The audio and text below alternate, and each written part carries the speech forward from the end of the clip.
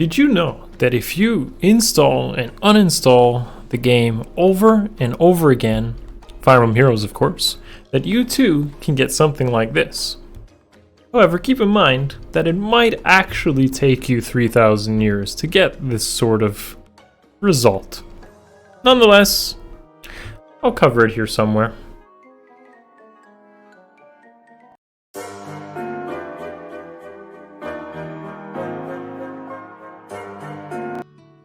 Hey guys, Akariss here, bringing you a new player reroll guide. Now this is, I'd say, a little bit overdue, but I wanted to find a way to make it applicable even over the long term. So if you want to basically recommend this video to a friend or review it in the future should you choose to reroll or just get an idea where to start, this video will help you do that. This one and another one, because honestly there is so much to cover that you might honestly get overwhelmed if you don't watch this a couple of times, because the amount of information I truly had to compile to get it done was quite a lot. So sit back, listen up, or just do whatever you need to do to get yourself ahead in this game that we all love. So with that being said, I'm going to go through what we're planning to do in this video and the next one, because there will be a second part to this. And hopefully educate you on how this works. Now keep in mind this video is not tailored towards like experienced players. It might be kind of nice to review it maybe if you're not super familiar with all the systems in the game, but generally speaking this is an introduction video. That means that if you're completely new to this game, then this will help you a lot to get started, because honestly it's overwhelming. Like there's so much to go through that you will probably have no idea what to do. Recommend this video to a friend if you think that Fire Emblem Heroes is definitely maybe worth their time. Okay, now keep that in mind that in the second part I'm gonna actually have some goals that definitely will be applicable to you guys that have been playing for quite a while. If you just don't know where to aim for, what to play for, that's what the second video will cover. First one's gonna mostly cover on systems and kind of like what you need to do as a new player or a person that's looking to re-roll. So do you feel like you made too many mistakes? Has the gacha just screwed you over? Fine. Watch this video, give yourself a good idea of what you need to do. So with that being said, first thing that I'll actually cover in this video is the menu system. There are so many different things, so much clutter at this point, you may just honestly not know what you're doing, what you're clicking, what you're seeing, okay? So I'm going to try to cover as much of that as possible. I'm going to try to keep out the advanced stuff, like you don't really have to go through everything to get yourself started in this game. That might be for another video. Point is, it's going to cover the mere minimums, basics, get you in the know-how of what you need to do to start playing. Second part of this video will cover summons, because honestly it's kind of important as a new player to know what exactly to summon for, or maybe long term know kind of a little bit of what the point of summoning is, because you shouldn't just be summoning all the time. Like that is probably a misconception. All the resources in this game, believe it or not, they're either limited or time gated. Okay, there is no such grindy kind of resource in this game. You pretty much will get limited at some point, and this includes the premium currency required to pretty much summon all the time. So if you just summon, eventually that'll deplete and you'll likely regret it later when you have pretty much a barracks that doesn't accomplish much. Tailoring your goals to a specific thing will help you a lot. So play this game with a resource mindset. Save what you get, use it once you're in the know-how on what you need to do. Of course, watching a lot of other videos on the channel will kind of get you a better idea of what you need to do, but use this as an introduction to that. It's important to know what stuff you get for free and how to use it, and of course what you actually need to play once you figured out the menu system. That'll be what we cover in this video, but after that I'll give you a second video to kind of complement this one and exactly what you should play for over the months, maybe even years if you choose to play that long. Whew, what a doozy. Let's move on. So first thing we're honestly going to cover, and I will put the notes below me, so if you kind of forget what we're doing, first up will actually be the menus. What's going on? So probably the first thing you see when you jump into the game is something like this. That is the home menu, and believe it or not, there's so many things you can click on here that you probably will get lost. So what I'm going to try to do is actually get you started on what you need to do. So first up is, I'll go through this one by one. First up is your name. You can change this actually in the miscellaneous button below, and it defaults as Kieran. This is not so important, but maybe an identity is nice. Second up is seasons. Now this is actually stuff later that you have to worry about. Initially, as you start out, it's not so important, but to kind of get yourself higher up in the ladder and rankings of this game, seasons will be very important to micromanage and identify what comes now and later, and taking advantage of it and how it can boost up your team and such. Next up, we got the stamina system. The stamina system is limiting, again, to a new player. It replenishes at 1 stamina every 5 minutes, so you get about 50 every 50 minutes you get about 10 stamina, so it's not that much, but you do get a plentiful amount of stamina potions if you just choose to complete quests and such. And most of the stuff that is story based will cost stamina, but a lot of events don't, minus a few things like Tempest Trials and Forging Bonds, but don't worry about that right now. Keep in mind that you should just try not to cap this. Next up is the Hero's Path. Now for a new player, this is important. Keep in mind what that is right now, because we'll cover it later. Hero's Path is pretty much a linear progression of quests, and you need to do it from start to finish to kind of get yourself some really good heroes for free, and a lot of other good resources that'll definitely help you down the road.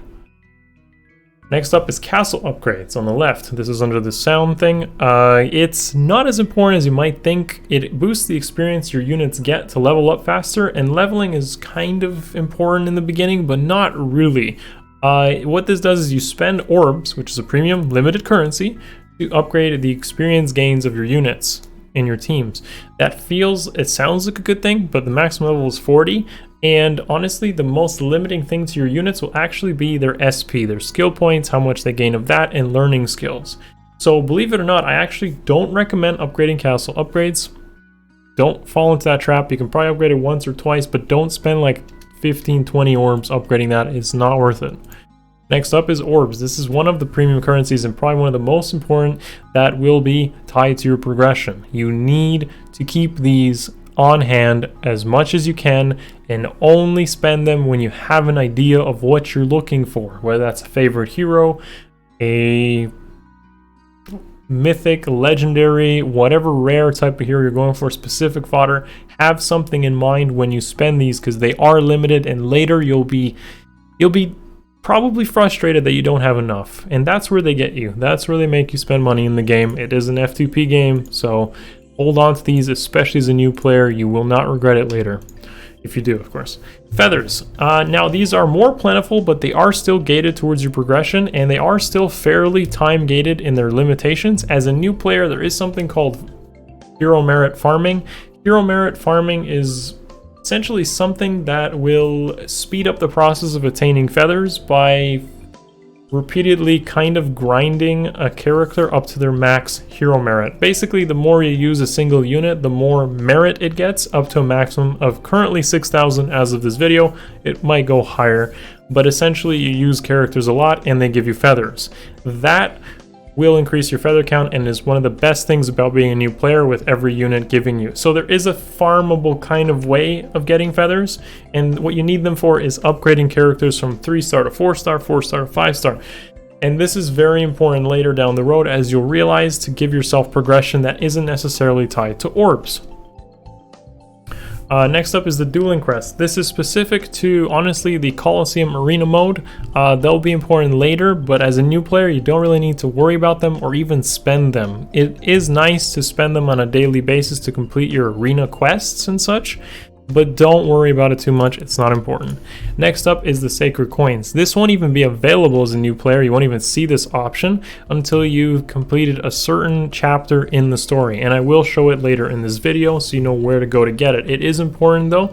It's needed to create and upgrade seals, which is part of a skill set of a hero, which again helps you complete a lot of missions or ladder rankings. Okay, next up is refining stones. So refining stones are needed to upgrade weapons on your characters. So sacred coins, refining stones, they don't show up initially on your menus on the home screen, but they will later, and they're actually a pretty limited resource as well, so you got to be very careful in who you choose to spend this on or what seals you choose to create or spend them on. Again, likely stuff related to other videos. This is just to get you familiar with the systems. Moving on, we got the news, that little bulletin board there. Pretty much check it every day, kind of get yourself in the know-how. Gifts, every single day there's a login bonus, shows up over there where the owl is. Friends list, add your friends. I mean, it doesn't actually do much. You can pretty much see what characters your friends put, but there's not much functionality to it. A couple of modes use your friends list, but it's not that important. You can kind of play the game without friends if needed. Finally, quests. Now these quests are more time sensitive or time limited, daily quests, weekly quests, or event-based quests. It is important you check and try to complete these because they are time sensitive. The hero's path are time progression quests, so that means you can do them at your own pace. They're not urgent. Quests and missions in the bottom right, that is more urgent, and you should try to complete those as you can. Now, as a new player, you're probably not going to be able to do everything, but you should try to do whatever you can. The home screen, that's the bottom left button. Battle menu, you're going to be clicking that one a lot. And finally, the team character building menu, which is allies. That one you should definitely be familiar with as well, because you're going to be using it a lot to pretty much set you up for success. And finally, the summoning menu. Most people will get very comfortable with that button and likely spend a lot of time there. Remember that there is more to the game than summoning, and you should probably try to focus on other things besides that, but we will of course cover it and why it's important in the beginning to identify that. What a doozy. Let's move on, shall we? That wasn't even everything. Next up is the battle menu. So the battle menu has realistically only 6 things, but you don't probably know where to start when it comes to the battle menu. So Ether Raids is one of the ladder PvP modes. You don't play this game live with anyone, but you do have players you play against, their bases and such. You create your own base. This is probably one of, if not the hardest mode in the game, and you should try to only play it at a bare minimum every day. You should play it every day, but you should not worry too much about it as a new player. If you lose, you lose. You win, you win. Just try to just play it for the kind of daily bonuses and a little bit of rewards you get on a weekly basis for playing it. Don't focus too much on this as a new player unless you know exactly what you're doing. Next up is the special and rotating maps. The special and rotating maps sometimes have time-sensitive stuff in here. So you kind of want to check this at least daily and try to complete what you can. On the easier difficulties, you start there. Leveling up your heroes should be done in the special and rotating maps. Again, I'll cover this a bit later. Moving on, we have the story and instructional maps. Now, this is where you should probably spend most of your time as a new player. Again, a little bit later, I'll cover this. Next up is the Coliseum PvP weekly content. Everything in the Coliseum is stuff you do once a week, so you do it at some point during the week. There is some daily quests associated with Arena here, so you may want to at least click in daily, but it's not super important as a new player. Point is, check in the Coliseum once a week. Try to do a full run if you can, but again, not super important as a new player yet. This is probably the biggest confusion for a player: Training Tower. It's not actually, this training tower is not really used for anything other than monthly quests. So don't be confused by seeing it. There are some badges you need for upgrading stuff in the future, but most of your time as a new player should be spent in story maps and special maps, with dipping into Ether Keeps, Coliseum once a week or so. Events, finally, is the time-sensitive stuff. This, as well as the story special, is where you go in and try to do things, complete it, whatever event is currently running, to get as much rewards as you can, usually tied to some sort of quest and mission from the first menu. Okie dokie. Now, the third button, Allies. This is where we continue on. There is so many buttons here. Again, we're going to simplify this as much as possible. Don't worry about too much. What you should start with is the Edit Teams button. Team building. You need to go in here to actually create functional teams, and lead yourself to success. We'll cover that in a second.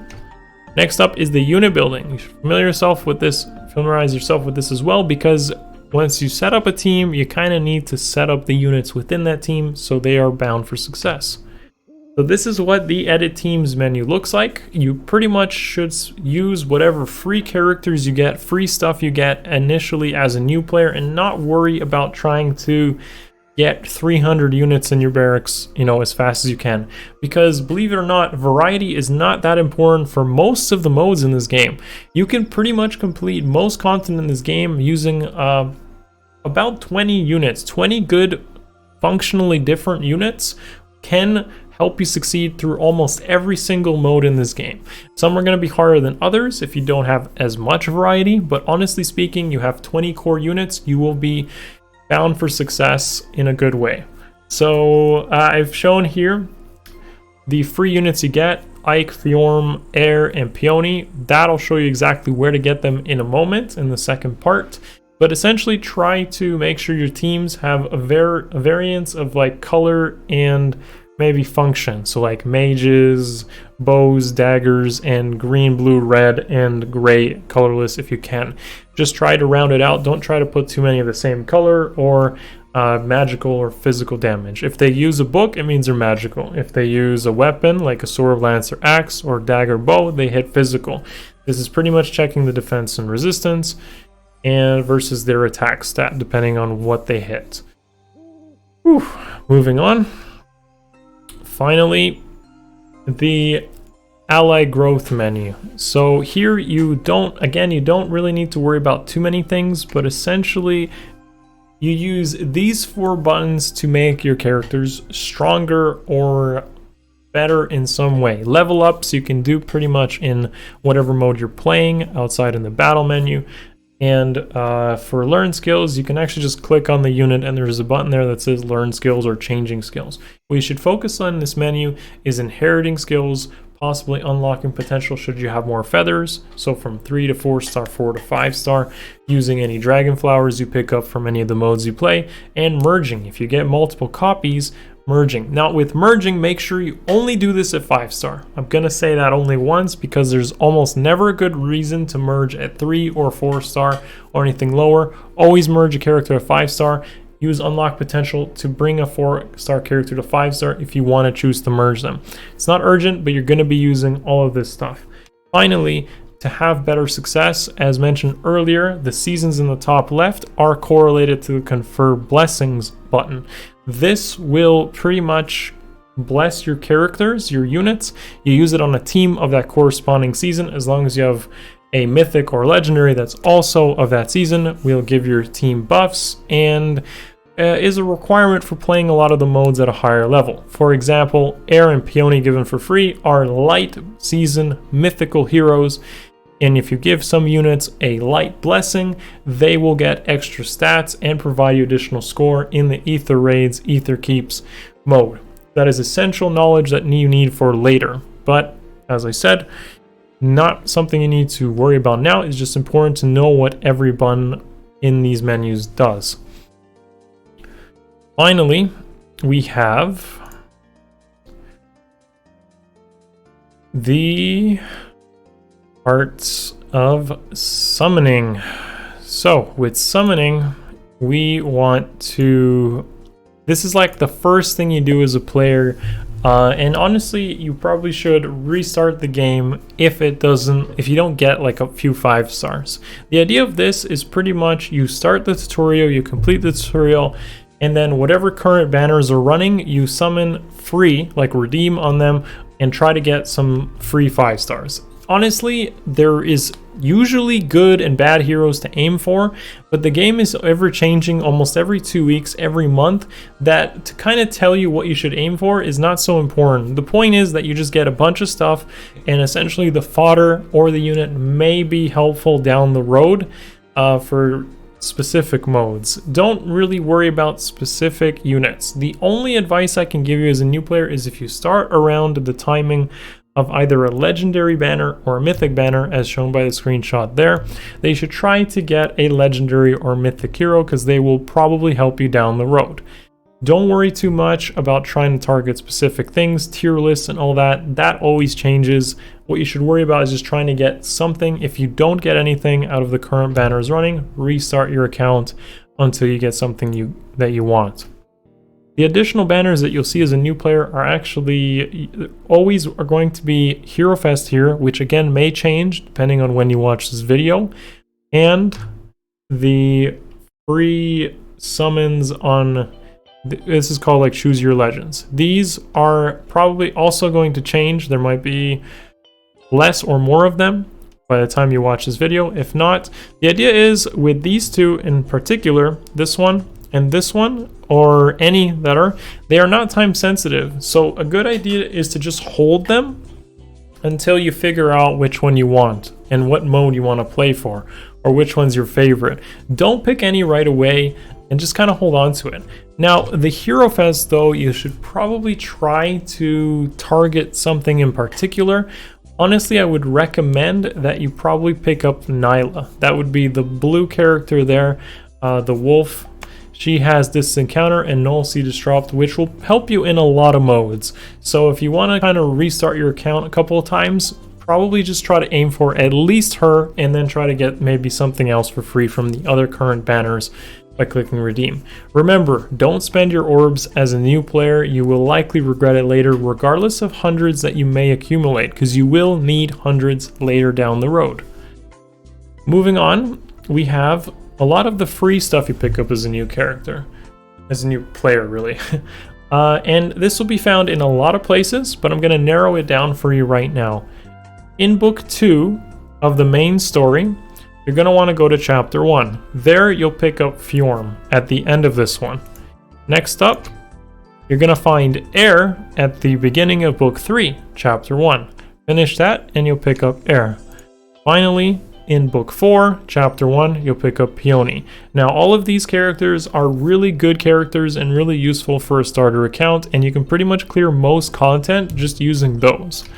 Finally, we have Legendary Ike picked up from this Paralogue. Well, it's called Xenologue 3, but it's between Paralogue 18 and 19. Complete this and you get a red sword hero. Now, this is better than all the other characters you start with because they're 5-star. You just level them up and they already have usually they have a pretty good base skill set that you can run with, and you'll complete most content at a normal level.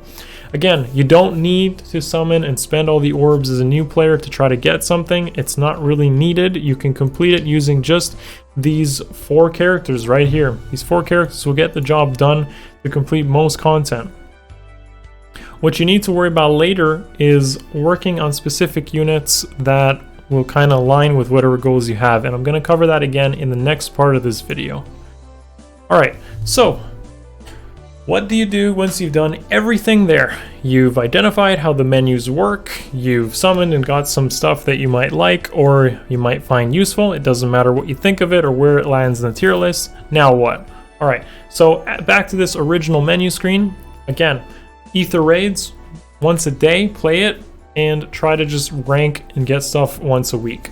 Coliseum, complete a run once a week in all 3, Legion's Battles, Arena, and Arena Assault. Try to just do the beginner modes if you can. It's not important to try to rank, it's important to just collect stuff that you'll need down the road.